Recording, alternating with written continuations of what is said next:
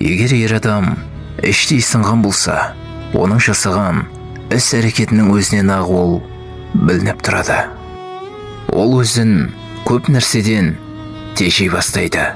Ең жақын деген жандардың өзінен де алыстайды. Көп жұмыс жасайды, аз сөйлейді. Қаншалықты уақытымен ұйықтап демалса да, әрдайым шаршаңқы халде көрінеді. Өйткені тағдыр тауқыметі, өмір қыспағы оны езіп, жаншып, осы халге жеткізген болатын.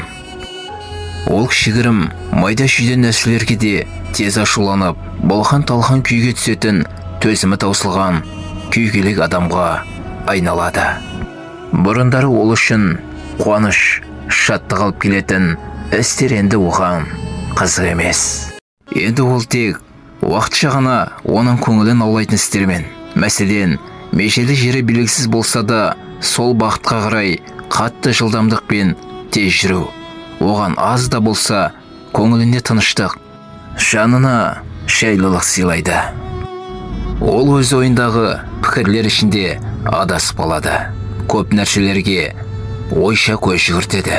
Ақыр соңында өз ішінен тас түйін болып бекітіледі.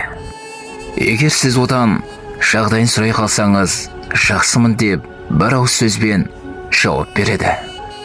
Әрине, бұл жауап шындық емес болса да, өйткені ол жүрегіндегі, жан дүниесіндегі ауырлықты ешкімге білдіргісі жоқ. Біреуге масыл болып, ауырлығын салғысы келмейді. Осындай халде жүрсе де, ол басқаларға көмек қолын созуды мүлде тоқтатпайды. Өйткені ол еркек, біреудің тірегі, біреудің сүйеніші, біреудің үміті.